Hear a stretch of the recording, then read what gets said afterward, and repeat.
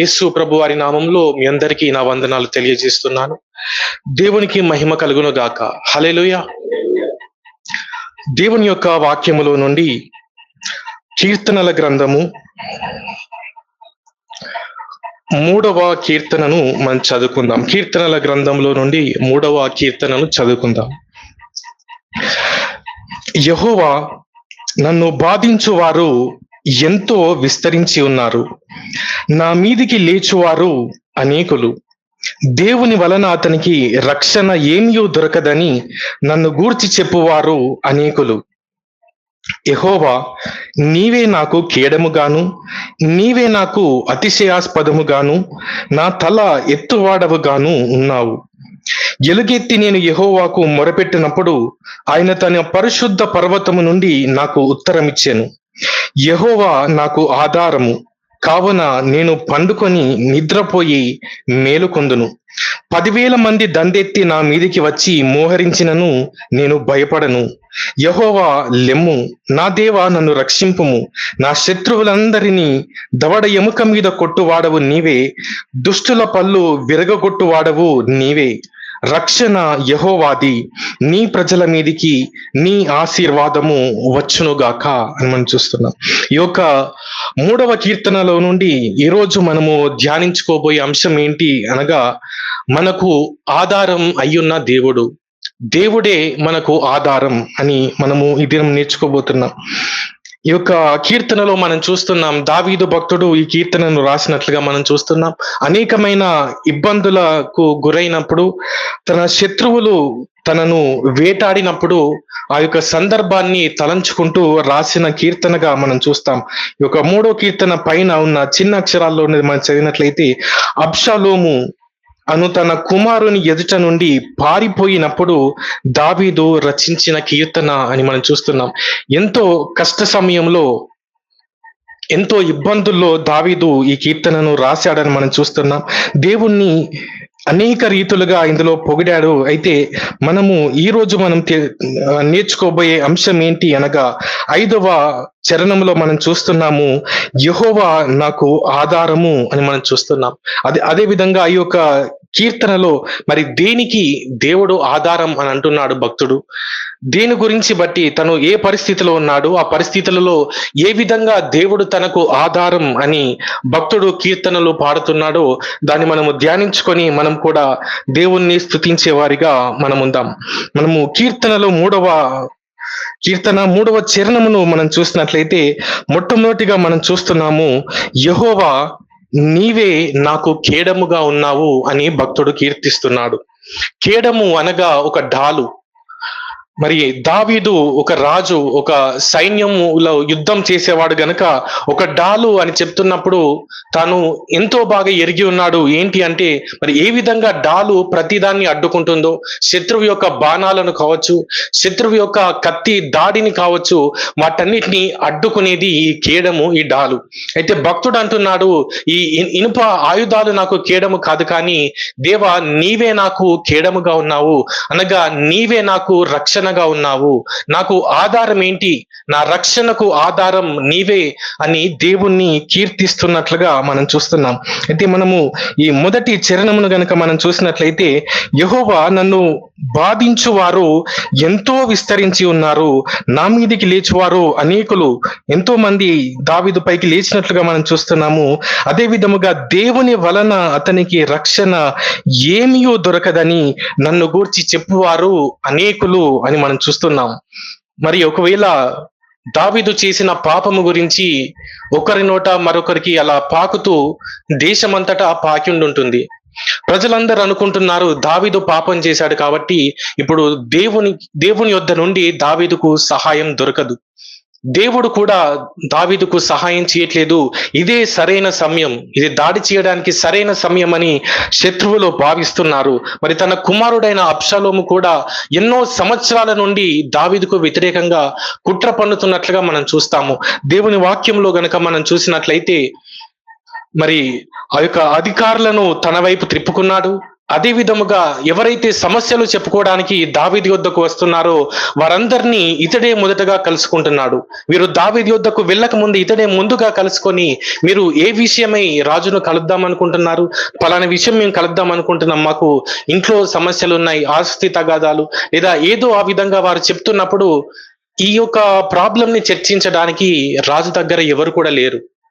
మీ యొక్క సమస్యలను తీర్చడానికి రాజు దగ్గర ఏ అధికారి కూడా లేడు, ఈ విభాగానికి చెందిన వ్యక్తి ఎవరు లేరని చెప్పి అతడే ముందుగా ఉండి అతడే న్యాయాన్ని తీర్చడం, అతడే వారి యొక్క సమస్యలను తీర్చడం, ఆ విధంగా రాజుకు వ్యతిరేకంగా ప్రజలను మలుస్తున్నాడు.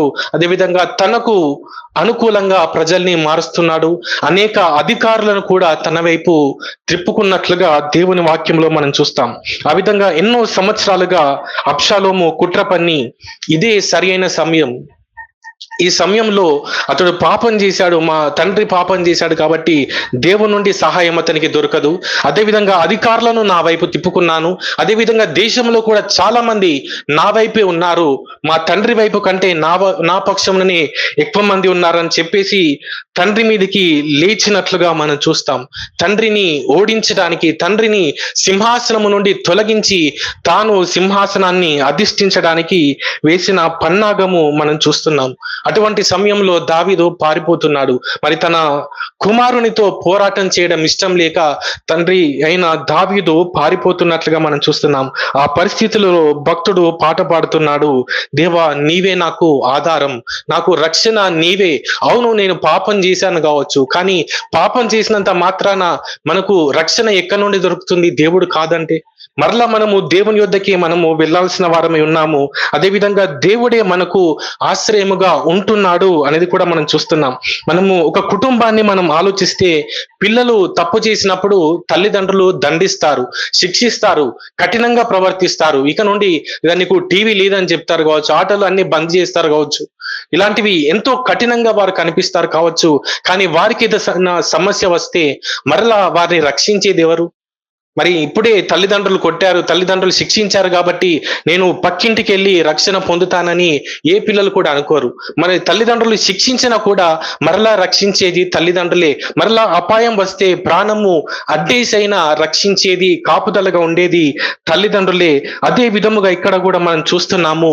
మరి దావీదు పశ్చాత్తాపడ్డాడు కాబట్టి మరలా దేవా నీవే నాకు ఆధారము, నా రక్షణకు ఆధారం నీవే, నేనేదో పాపం చేశాను కాబట్టి ఇప్పుడు దేవుని నుండి నాకు సహాయం దొరకదు అని అతడు బాధపడట్లేదు. కానీ నేను పశ్చాత్తాపడ్డాను, నేను చేసిన పాపమును బట్టి నేను ఎంతగానో గాయపడ్డాను, దేవుని హృదయం, దేవుని సన్నిధిలో నా పాపమును ఒప్పుకున్నాను కాబట్టి ఇప్పుడు దేవుడే నాకు కేడము, దేవుడే నాకు రక్షణ అన్నట్లుగా దేవుణ్ణి స్తుతిస్తున్నట్లుగా మనం చూస్తున్నాం. కాబట్టి మొట్టమొదటిగా మనం నేర్చుకుంటున్నాము, మన రక్షణకు ఆధారము దేవుడే. అది ఏ పరిస్థితిలో అంటే ఏ పరిస్థితిలోనైనా. మరి ఇక్కడ చూస్తున్నాము, దావీదు పాపం చేసిన పరిస్థితిలో మనం చూస్తున్నాము. దావీదుకు దేవుని వలన కూడా సహాయము దొరకదు అని ప్రజలు అనుకుంటున్న పరిస్థితిలో మనం చూస్తున్నాము. అటువంటి పరిస్థితిలో కూడా ఒకవేళ పాపము చేసి పడిపోయిన పరిస్థితిలో కూడా మనకు రక్షణ దేవుడే. మనము తిరిగి దేవుణ్ణి ఆశ్రయించగలిగితే, మన పాపములను ఒప్పుకొని దేవుని తట్టు చూడగలిగితే, మరి యొక్క కీర్తనలో ఏ విధంగా దావీదు భక్తుడు ప్రార్థన చేశాడో ఆ విధంగా ప్రార్థన చేస్తే మరలా మనకు సహాయం చేసేది, మరలా మనకు రక్షణగా నిలబడేది దేవుడే అని మనం చూస్తున్నాం. మరి మనం పాపము చేస్తే సాతానుకు స్నేహితులం మనం కాము.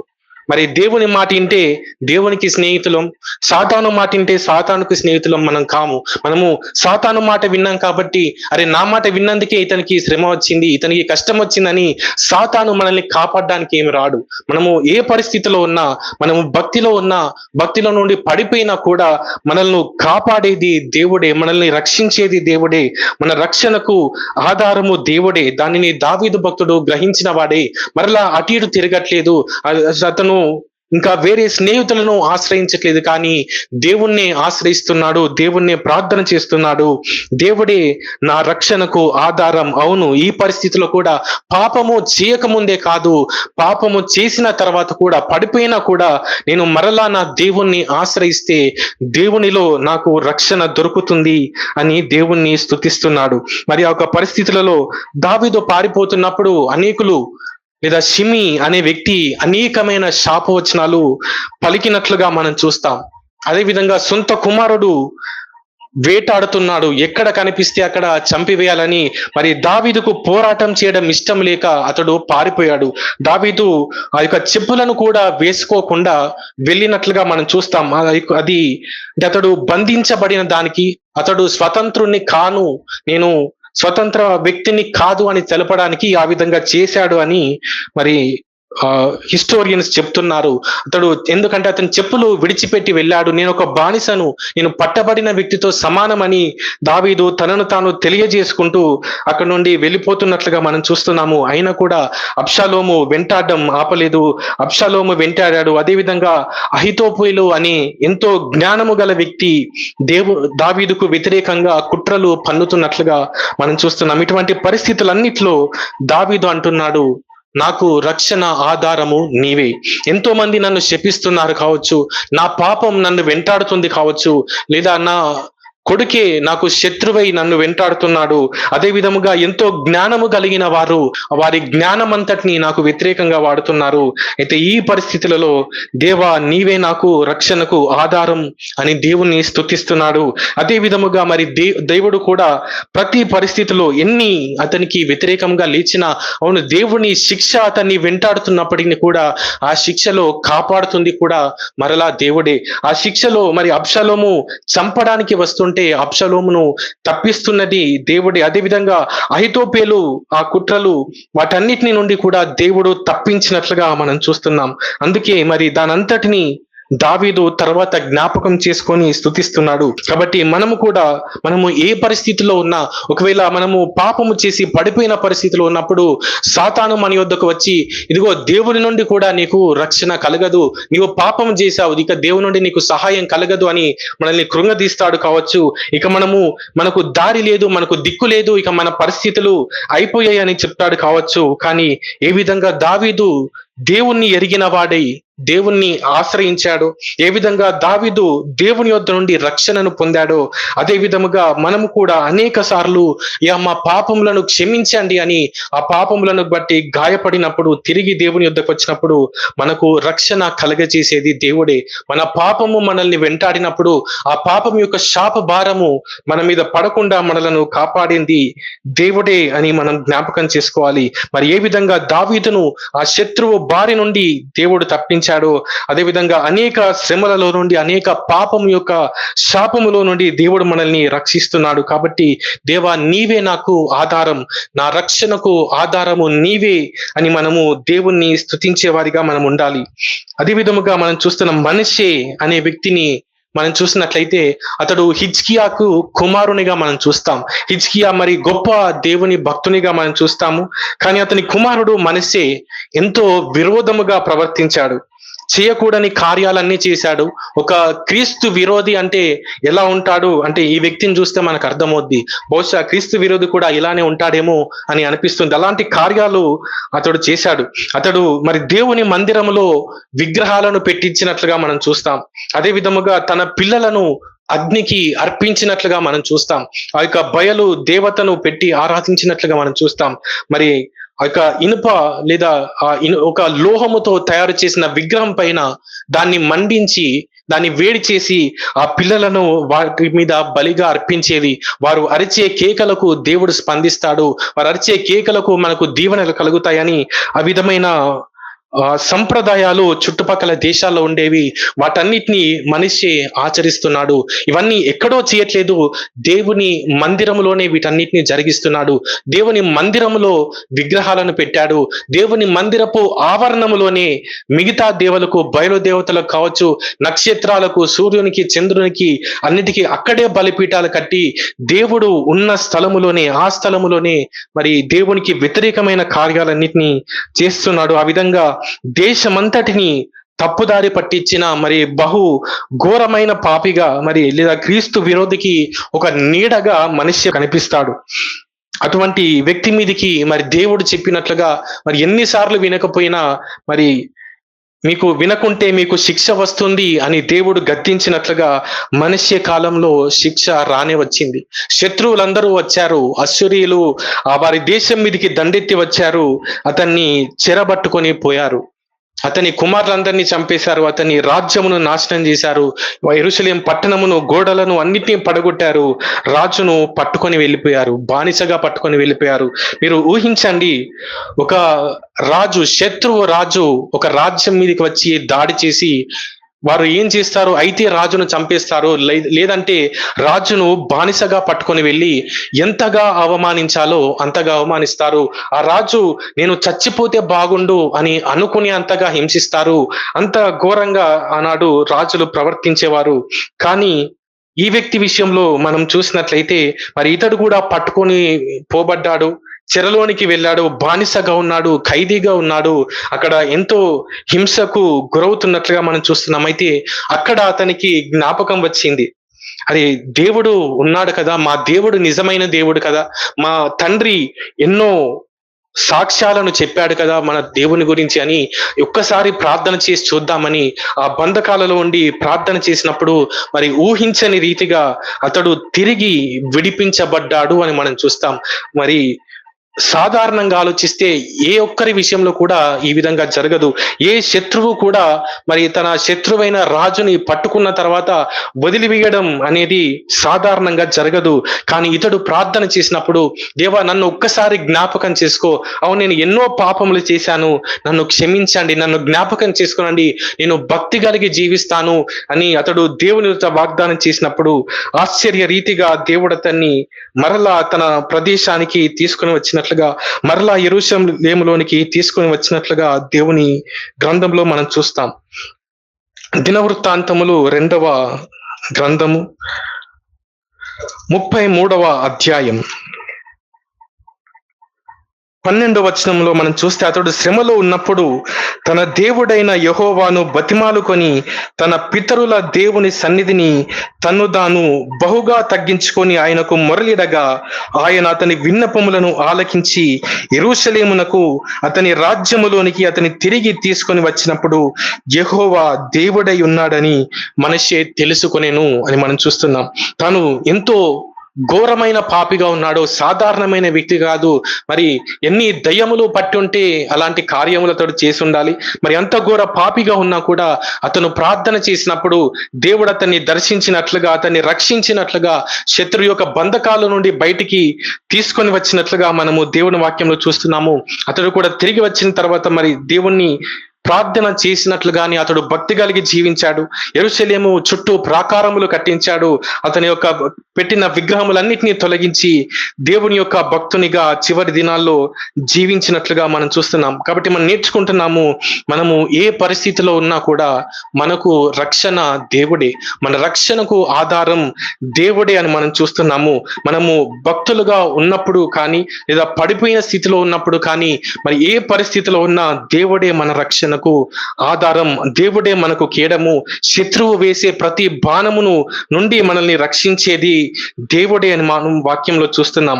మనము దావీదు విషయంలో మనం చూసాము, దావీదు శిక్ష రాకముందే దేవుని యొద్ద పశ్చాత్తాపపడ్డాడు, దేవుని యొద్ద మరి కనికరము పొందుకున్నట్లుగా మనం చూసాము. కాబట్టి అతడు ఆ శిక్ష వచ్చినా కూడా శత్రువు చేతికి అప్పగించబడలేదు. అయితే మనిషి విషయంలో చూస్తే మరి శిక్ష వచ్చేంత వరకు ఇతడు చలనం లేని వ్యక్తిగా ఉన్నాడు. శిక్షలో దేవుణ్ణి జ్ఞాపకం చేసుకున్నాడు. ఆ శిక్షలో కూడా దేవుడు అతన్ని మరలా జ్ఞాపకం చేసుకొని విడిపించినట్లుగా, దేవుడే రక్షణగా అతనికి కనపరుచుకున్నట్లుగా మనం చూస్తున్నాం. అదేవిధంగా లూకా సువార్త 23వ అధ్యాయం 42-43 వచనంలో అక్కడ శిలువ మీద దొంగ మనకు కనిపిస్తాడు. అతనికి జీవితం అంతా అయిపోయింది, శిక్షను అనుభవిస్తున్నాడు, ఇక రెండవ మార్గం ఏమీ లేదు, తప్పించుకునే మార్గం లేదు. దావీదు రక్షించబడ్డాడు, మనష్షే బంధకాలలో ఉన్నాడు కానీ ప్రాణాలతోనే ఉన్నాడు, అతను రక్షించబడ్డాడు.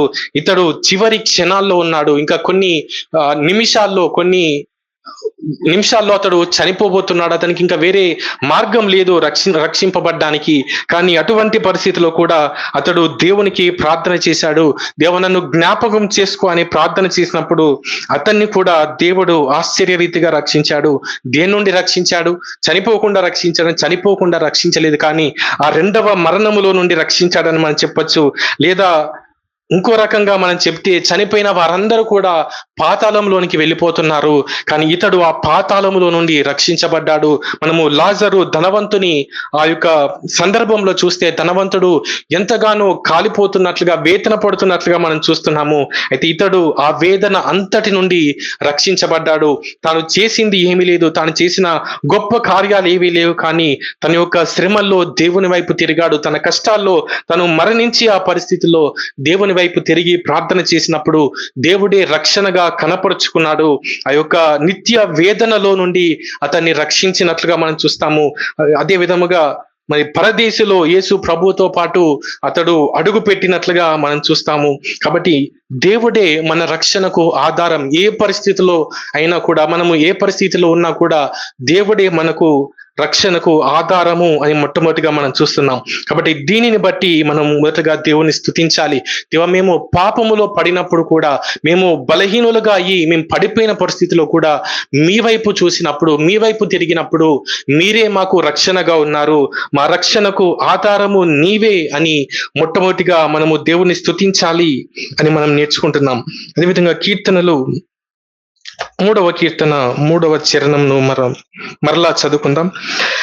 యెహోవా, నీవే నాకు కేడముగాను, నీవే నాకు అతిశయ ఆస్పదముగాను, నా తల ఎత్తువాడవుగాను ఉన్నావు అని మనం చూస్తున్నాం. ఇందులో రెండవదిగా మనం చూస్తే భక్తుడు స్తుతిస్తున్నాడు, దేవా నీవే నా అతిశయానికి కారణం, నా మహిమకు కారణం నీవే, నా అతిశయానికి కారణం నీవే అని దేవుణ్ణి స్తుతిస్తున్నాడు.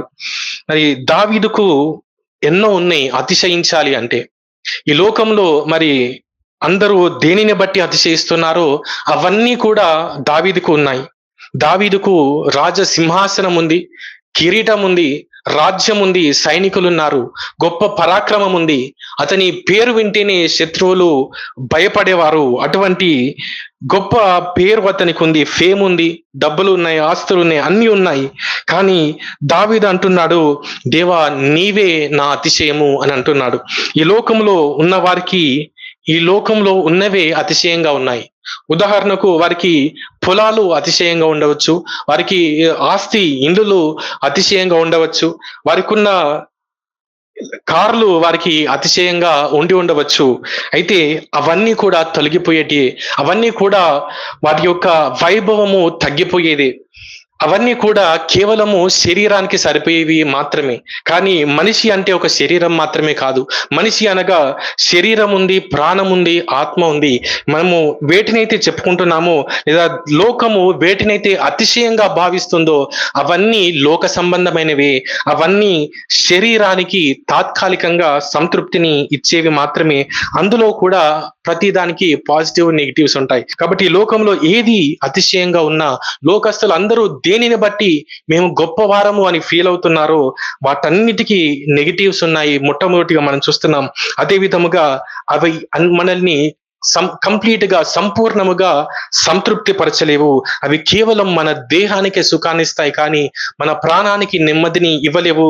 మన ఆత్మకు అవి నెమ్మదిని అనుగ్రహించలేవు. అవి మన ఆత్మ, మన దేహము, మన ప్రాణము వేటిని కోరుకుంటాయో వాటిని తీర్చలేనివిగా ఉంటాయి. కానీ దావీదు అంటున్నాడు, దేవా అవి నాకు ఆధారం కాదు, అవి నాకు అతిశయం కాదు, నాకున్న బలము నాకు అతిశయం కాదు, నాకున్న అందమైన దేహము నాకు అతిశయం కాదు, నా సింహాసనం, నా రాజ్యం ఇవేవి నాకు అతిశయం కాదు, నీవే నాకు అతిశయం అని దేవుని స్తుతిస్తున్నాడు. కాబట్టి దేవుడు మనకు అతిశయముగా ఉన్నందుకు మనం దేవుని స్తుతించాలి. ఈ లోకంలో ఉన్న వారందరూ కూడా మరి పోయే వాటిని, గతించిపోయే వాటిని, వైభవము కోల్పోయే వాటిని, సంపూర్ణముగా ఆనందము ఇవ్వలేని వాటిని, మరి అన్ని పరిస్థితులలో నేనున్నాను అని ధైర్యము ఇవ్వలేని వాటిని బట్టి వారు గర్విస్తున్నారు. అయితే మనము దేవుణ్ణి బట్టి మనం అతిశయిస్తున్నాం. నాకు దేవుడు ఉన్నాడు అని గర్వంగా మనం చెప్పుకోగలము. ఆ దేవుడు అంటున్నాడు, నిన్ను ఎన్నడూ విడువను, నిన్ను ఎన్నడూ ఎడబాయను అని అంటున్నాడు. మన ఆస్తి మనతో ఆ విధంగా చెప్పలేదు, కానీ మన దేవుడు మనతో ఆ విధంగా చెప్పగలడు. ఇంకా మనం చూస్తే మన దేవుడు దరిద్రులను అధికారులతో కూర్చుండబెట్టేవాడు మన దేవుడు. ఆయన మన అతిశయం. మన అతిశయం ఒక సింహాసనం కాదు, కానీ మరి దరిద్రులను కూడా గొప్ప స్థానములో నిలబెట్టగలిగిన దేవుడు మన అతిశయం. అదేవిధంగా మంటి నుండి మహిమ గల సింహాసనమునకు ఎత్తువాడు మన దేవుడు. ఆయన మన అతిశయం. మనల్ని ఎన్నడూ వీడని వాడు మన అతిశయం.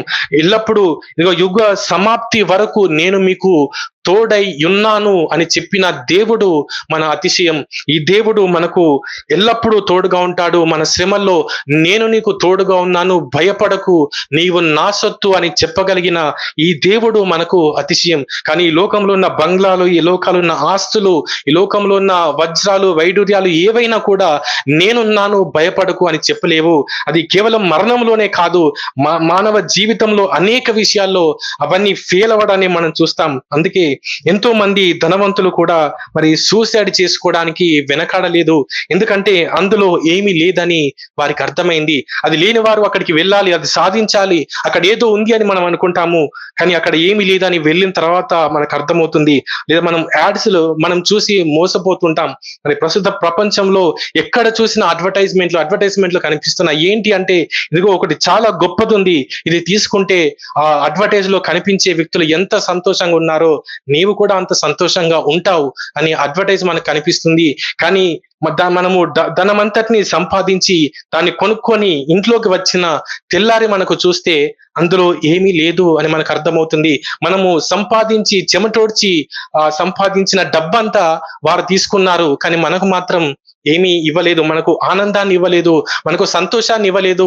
అడ్వర్టైజ్ లో ఉన్నవారు దాన్ని పట్టుకున్నప్పుడు ఎంత ఆనందంగా కనిపించారో అంత ఆనందం మన జీవితంలో ఉండదు. అదంతా ఒక్క రోజులో మాసిపోతుంది. కానీ దేవుణ్ణి మనం అతిశయంగా కలిగి ఉంటే ఎటువంటి పరిస్థితుల్లోనైనా, శ్రమల్లోనైనా కూడా మనము ధైర్యముగా ఉండగలుగుతాము. మరి దావీదు భక్తుడు అంటున్నాడు, నేను హాయిగా పడుకొని నిద్రపోతాను, నేను మరలా మేల్కొంటాను అని అంటాడు. మరి 10,000 మంది నా మీదికి వచ్చినా కూడా నేను ఎంతో విశ్రాంతి తీసుకుంటాను అని దావీదు అంటున్నాడు.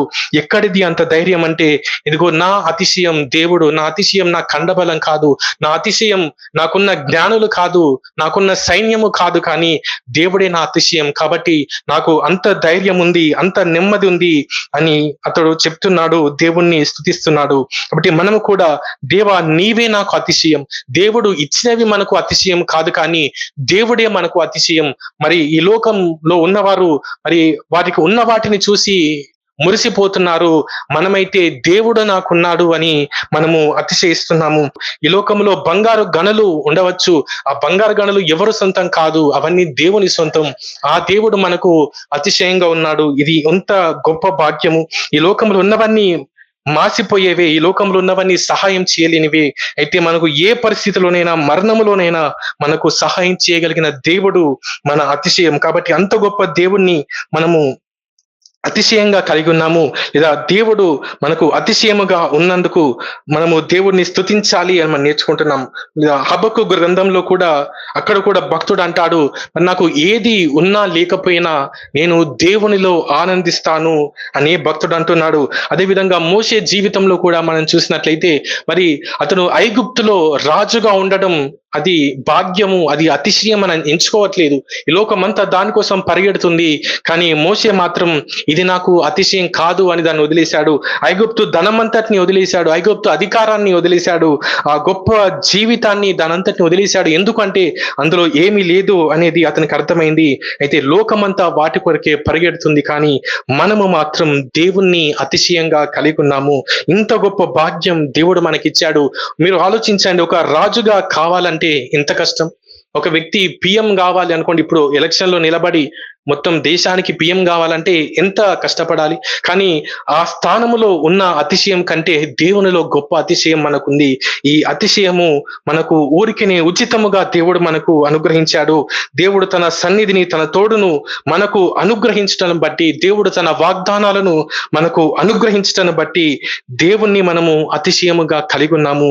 ఎంతో ఉచితముగా, ఎంతో గొప్ప భాగ్యాన్ని మనం సంపాదించుకున్నాం. కాబట్టి దేవా నీవే నాకు అతిశయముగా ఉన్నందుకు నేను నిన్ను స్తుతిస్తాను అని మనము దేవుణ్ణి స్తుతించే వారిగా మనం ఉండాలి.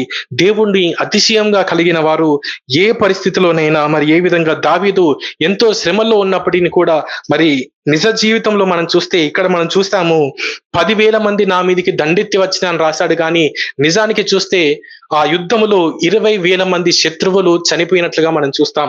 అనగా దావీదు అనుకున్న దానికంటే రాసిన దానికంటే రెట్టింపు శత్రువులు వచ్చారు, అయినా కూడా అతడు పలికినట్లుగా నెమ్మదిగా ఉన్నాడు, శాంతితో ఉన్నాడు. ఎందుకు అంటే ఇదిగో ఈ లోకంలో ఏది కూడా ఇవ్వలేనంత గొప్ప శాంతి, గొప్ప ధైర్యము, బలము దేవుడు అతనికి అనుగ్రహించాడు. కాబట్టి దేవా నీవే నాకు అతిశయము, నీవే నా అతిశయానికి కారణం, నీవే నా మహిమ నీవే అని దేవుణ్ణి స్తుతిస్తున్నాడు. కాబట్టి రెండవదిగా ఆ విధముగా మనము దేవుణ్ణి స్తుతించాలి అని మనం నేర్చుకుంటున్నాం. మూడవదిగా మనం చూసినట్లయితే మరలా 3వ కీర్తన 3వ చరణమును మనం చదువుకుందాం. యెహోవా నీవే నాకు కేడముగాను, నీవే నాకు అతిశయాస్పదముగాను, నా తల ఎత్తువాడవుగాను ఉన్నావు అని మనం చూస్తున్నాం. మూడవదిగా మనం చూసినట్లయితే మన తలను ఎత్తువాడు దేవుడే, మనల్ని హెచ్చించడానికి కారణం దేవుడే. అది భక్తుడు తెలుసుకొని దాన్ని బట్టి దేవుణ్ణి స్తుతిస్తున్నాడు. దేవా నన్ను హెచ్చించడానికి కారణం నీవే, నా గొప్పతనానికి కారణం నీవే. ఈ తల దించుకొని ఉండడం అనగా అవమానం కావచ్చు, ఓటమి కావచ్చు, అలాంటి పరిస్థితులలో మరి తల ఎత్తువాడవు అనగా మరలా నూతనమైన ఆనందాన్ని దయచేయడం కావచ్చు, ఎక్కడ ఓడిపోయాడో అక్కడ విజయాన్ని అనుగ్రహించడం కావచ్చు, దానంతటికీ కారణం నీవే. నేను ఓడిపోయాను, అవును, నాకు శక్తి సరిపోలేదు, సామర్థ్యం సరిపోలేదు, అవమాన భారముతో నా జీవితం నిండిపోయింది. అయితే నా అవమానాన్ని ఘనతగా మార్చడానికి దేవుడే కారణము అని చెప్తున్నాడు. అదేవిధంగా నా యొక్క ఓటమిలో నుండి విజయంలోనికి నేను రావడానికి, నేను దేన్నైతే పోగొట్టుకున్నానో దానంతటిని తిరిగి సంపాదించుకోవడానికి కారణం ఏంటి అంటే కారణం నా దేవుడే. మరలా నన్ను హెచ్చించువాడు నా దేవుడే నాకు ఆధారము, నా హెచ్చుదలకు, నా ఆనందానికి, నా విజయానికి కారణం దేవుడే అని భక్తుడు దేవుని స్తుతిస్తున్నట్లుగా మనం చూస్తున్నాం.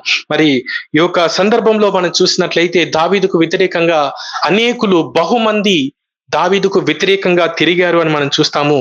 మరి ఎవరైతే సౌలును తక్కువ చేశారో, ఎవరైతే మరి సౌలు 1000 కొలది దావీదు 10,000 కొలది అని స్తుతించారో వారే అబ్షాలోము మా రాజు అని వారు అన్నారు. మరి అటువంటి పరిస్థితులలో మరి ఇతను పారిపోయినట్లుగా మనం చూస్తాము. మరి దేవుడు తిరిగి దర్శించినప్పుడు, దేవుని యొక్క సమయం వచ్చినప్పుడు, ఆ శిక్ష అంతా గడిచిపోయిన తర్వాత మరలా దేవుడు ప్రజలందరిలో ఆ ప్రీతిని కలగజేశాడు. మరలా వారందరూ మాట్లాడుకుంటున్నారు, దావీదు మనకు విజయాన్ని అనుగ్రహించాడు కదా, మన శత్రువుల నుండి మనకు రక్షణను ఇచ్చింది దావీదు కదా, మనల్ని ఫిలిస్తీయుల నుండి కాపాడింది దావీదు కదా. మనం అబ్షాలోమును రాజుగా చేసుకున్నామేంటి? ఆ అబ్షాలోము కూడా చనిపోయాడు, మనం రాజుగా చేసుకున్నాక అతను చనిపోయాడు, కానీ మనల్ని రక్షించింది మన రక్షకుడు దావీదు, మన రాజు దావీదు అని వారందరూ అప్పుడు మరలా జ్ఞాపకం చేసుకొని మరలా అందరూ గుంపులుగా ఇజ్రాయేలు వారు, యూదా వారు అందరూ తరలి వచ్చి దావీదు యొద్దకు వచ్చి ఇదిగో మాకు రాజుగా ఉండండి అని వారందరూ దావీదును వేడుకున్నారు. దావీదును దగ్గరుండి యెరూషలేము పట్టణంలోనికి తీసుకొని వెళ్ళారు. దావీదును రాజుగా వారు అభిషేకించుకొని వారు మరలా రాజుగా కలిగి ఉన్నట్లుగా మనం చూస్తాం. కాబట్టి ఆ హెచ్చుకు కారణం ఏంటి అంటే ఇదిగో దేవా నీవే, నన్ను హెచ్చించింది నీవే, నా హెచ్చుదలకు కారణం నీవే, నా తల ఎత్తువాడవు నీవే అని దేవుణ్ణి ఆరాధిస్తున్నాడు. అతడు ఏమి చేయలేదు. మనము మొట్టమొదటిగా మరి దావీదు ఎప్పుడు రాజుగా అయ్యాడో దాన్ని కూడా మనం చూసినట్లయితే దావీదు సింహాసనాన్ని ఎప్పుడు లాక్కోలేదు. దావీదు అభిషేకించబడ్డాడు, కానీ నేను దేవుని చేత అభిషేకించబడ్డాను, నువ్వు వెళ్ళిపో ఇక్కడ నుండి అని సౌలును వెళ్ళగొట్టేసి దావీదు రాజు కాలేదు. అప్పుడు కూడా దేవుడు హెచ్చించేంత వరకు నన్ను అభిషేకించిన దేవుడు సింహాసనం యుద్ధకు తీసుకొని వెళ్ళడానికి సమర్థుడు, సింహాసనం పైన తగిన సమయంలో కూర్చుండబెట్టడానికి దేవుడు సమర్థుడు అని దేవుని నమ్మాడు. అదే విధముగా ఏ యుద్ధము చేయకుండా, ఏ కత్తి చేత నిరపరాధుల రక్తము చిందించకుండా సింహాసనాన్ని అతడు పొందుకున్నట్లుగా మనం చూస్తాం. రెండవసారి కూడా అతడు రాజరికము వాటన్నిటిని అనుభవించి మరలా వెళ్ళిపోయినప్పుడు కూడా తనలో ఏ గర్వము రాలేదు. ఇదిగో అబ్షాలోము అనవసరంగా నా యొక్క సింహాసనాన్ని తీసుకున్నాడు. అదేవిధంగా మీరందరూ అతనికి సపోర్ట్ చేశారని మరి ప్రజల మీద అతడు కత్తి ఎత్తలేదు. అబ్షాలోం మీద అతడు కత్తి ఎత్తలేదు. అతడు మరలా ఏ ఒక్క నిరపరాధి రక్తము చిందించకుండా మరలా సింహాసనం పైన కూర్చున్నట్లుగా మనం చూస్తున్నాము. మనము రాజుల వంశములు ఎక్కడ చూసినా కూడా మరి రక్తము చిందించని వ్యక్తులు కనిపించరు. ఆ సింహాసనాన్ని కూర్చోవడం కోసం మరి సొంత సహోదరులను కూడా చంపిన వారు మనం చూస్తాం. కానీ ఇగో దావీదు అటువంటిది ఏది చేయలేదు. ఎందుకంటే నన్ను పైకెత్తువాడు దేవుడు. నేను కత్తి పట్టుకుంటే నేను పైకి ఎదగను, కానీ దేవుడు నన్ను పైకెక్కిస్తే నేను పైకెక్కుతాను అని దావీదు నమ్మాడు. ఆ విధంగా దావీదు దేవుణ్ణి స్తుతించినట్లుగా మనం చూస్తాం. సమూయేలు 2వ గ్రంథం 19వ అధ్యాయంలో ఈ యొక్క విషయాలన్నింటినీ మనం చూడవచ్చు. ఏ విధంగా ప్రజలందరూ అతని యొద్దకు తిరిగి వచ్చారో, మరి ఒక దూషించిన షిమి కూడా శపించాడు. చీపో చీపో అన్నాడు, నరహంతకుడా అన్నాడు. ఎన్నో శాపాలు పెట్టిన షిమి కూడా వచ్చి బ్రతిమిలాడుకుంటున్నాడు. ఇదిగో నువ్వు ఏ తప్పు చేయకున్నా నేనే అనవసరంగా నిన్ను నిందించాను, అనవసరంగా శపించాను, నన్ను క్షమించండి అని ఆ షిమి అనే వ్యక్తి కూడా వచ్చాడు. ఇంకా ఆ దేశంలో ఉన్న గొప్ప గొప్ప అధికారులందరూ, గొప్ప ధనవంతులందరూ, వారందరూ కూడా దావీదు యొద్దకు వచ్చి ఎంతో ఘనముగా దావీదును తిరిగి తీసుకొని వెళ్ళారు. అందుకే దావీదు అంటున్నాడు, ఇదిగో ఇదంతా తిరిగి నా యొద్దకు రావడానికి నేనేం చేయలేదు, కానీ నా తల ఎత్తువాడు దేవుడే అని దేవుణ్ణి జ్ఞాపకం చేసుకొని దావీదు స్తుతిస్తున్నాడు. అదేవిధంగా నెబుకద్నెజరు జీవితంలో కూడా మనం చూస్తాము. అతడు గర్వించినప్పుడు తనకున్నదంతా పోయింది, తన యొక్క అధికారం పోయింది, ఆ యొక్క మనిషి స్వభావము కూడా పోయి ఒక పశువులాగా మారిపోయి అతడు అడవిలో గడ్డి తింటూ బ్రతికినట్లుగా మనం చూస్తాము. కానీ అతడు తిరిగి అతనికి బుద్ధి వచ్చినప్పుడు, అవును దేవుడే సమస్త రాజ్యముల పైన అధికారిగా ఉన్నాడు, మనమంతా నిమిత్త మాత్రులం అని గుర్తించినప్పుడు మరలా దేవుడే అతన్ని హెచ్చించినట్లుగా మనం చూస్తాం. అదేవిధంగా ఒకవేళ తప్పిపోయిన కుమారుణ్ణి కూడా మనం జ్ఞాపకం చేసుకుంటే అతన్ని కూడా మరి అతడు ఏదీ లేదు అతని దగ్గర, తిరిగి వట్టి చేతులతో వచ్చాడు, చిరిగిపోయిన గుడ్డలతో అతను వచ్చాడు, కాళ్ళకు చెప్పులు లేకుండా వచ్చాడు. మరి అటువంటి పరిస్థితిలో వచ్చిన ఆ యొక్క కుమారుణ్ణి తండ్రి దగ్గరికి తీసుకున్నాడు. తండ్రి కనికరించాడు అని మనం చూస్తాము. కనికరించి ఏం చేశాడు? ఓ ఏదో మూలకు బ్రతుకు, నీకు కూడా అందరికీ ఓ టిఫిన్ పెట్టినట్టు నీకు కూడా టిఫిన్ పెడతానని అనలేదు, కానీ ఇదిగో మంచి వస్త్రము తీసుకొని వచ్చి నా కుమారునికి కప్పండి అని ఆ కుమారుని స్థానాన్ని తిరిగి ఇచ్చాడు. తిరిగి అతన్ని గొప్ప వ్యక్తిగా నిలబెట్టాడు. కుమారుని స్థానాన్ని పోగొట్టుకున్నాడు. మరి అతను కుమారుడు కూడా గ్రహించాడు, నేను నీకు కుమారునిగా ఉండటానికి అర్హుని కాదు అని అతడు కూడా ఒప్పుకున్నాడు. కానీ ఆ తండ్రి తిరిగి అతన్ని ఘనపరిచినట్లుగా, తిరిగి తన తలను ఎత్తినట్లుగా, తనని గొప్ప వ్యక్తిగా నిలబెట్టినట్లుగా మనం చూస్తాం. తిరిగి అతనికి ఉంగురాన్ని ఇచ్చాడు, అనగా అధికారానికి సూచనగా ఉంగురాన్ని మనం చూస్తాము, సమృద్ధికి సూచనగా ఉంగురాన్ని మనం చూస్తాము. మరి ఏమీ లేని వ్యక్తిగా, అన్నిటినీ నాశనం చేసిన వ్యక్తిగా, తండ్రి సంపదను, తండ్రి ప్రేమను, మరి తండ్రి హృదయాన్ని బ్రద్దలు చేసి వెళ్ళిన వ్యక్తిగా అతడు ఉన్నాడు. కానీ తిరిగి వచ్చినప్పుడు అన్ని అతనికి దొరుకుతున్నాయి. అతడు ఎన్నడూ సంపాదించుకోలేనిది తిరిగి దొరుకుతున్నాయి. ఉంగరము అనగా అధికారం అతనికి దొరికింది, సమృద్ధి అతనికి దొరికింది. మరలా అతనికి ఇదిగో మంచి చెప్పులు తీసుకుని వచ్చి అతనికి తొడగండి, ఇతడు బానిస కాదు, ఇతడు దాసుడు కాదు, ఇతడు నా కుమారుడు అని మరలా గొప్ప స్థానములోనికి తండ్రి ఆ కుమారుణ్ణి ఎత్తినట్లుగా మనం చూస్తున్నాము. కాబట్టి మనము కూడా దేవుని వైపు తిరిగినప్పుడు మనం పాపము చేత శిక్షించబడ్డాం కావచ్చు, మనం చేసిన తప్పులను బట్టి కొట్టబడ్డాం కావచ్చు, మనకున్నవన్నీ కోల్పోయాం కావచ్చు, కానీ మనము తిరిగి చూసినట్లయితే ఏ విధంగా ఇక్కడ దావీదు భక్తుడు తిరిగి దేవునికి ప్రార్థన చేసినప్పుడు దేవుని నుండి ఏ విధంగా సహాయం పొందుకున్నాడో, ఏ విధంగా దేవుడు రక్షణగా కనపరుచుకున్నాడో మనం చూసాము. ఏ విధముగా దేవుడే తన అతిశయముగా ఉన్నాడో మనం చూస్తున్నాము. ఏ విధంగా దేవుడు మరలా తన యొక్క తలను ఎత్తాడో మనం చూస్తున్నాము. కాబట్టి 3 విషయములను బట్టి దేవా నా రక్షణకు ఆధారము నీవే అని మనం దేవుని స్తుతించాలి. రెండవదిగా దేవా నా అతిశయానికి కారణం నీవే అని మనం స్తుతించాలి. మూడవదిగా నా యొక్క ఎదుగుదలకు, నా హెచ్చింపుకు కారణము నీవే, నీవే ఆధారము, నాకు అన్నిటికీ ఏ పరిస్థితిలో ఉన్నా దేవా నీవే నాకు ఆధారము అని ఏ విధంగా భక్తుడు దేవుని స్తుతించాడో అదే విధంగా మనము కూడా దేవుని స్తుతించాలి అని మనం నేర్చుకుంటున్నాం. దేవుడి వాక్యమును దీవించును గాక. ప్రార్థన చేసుకుందాం.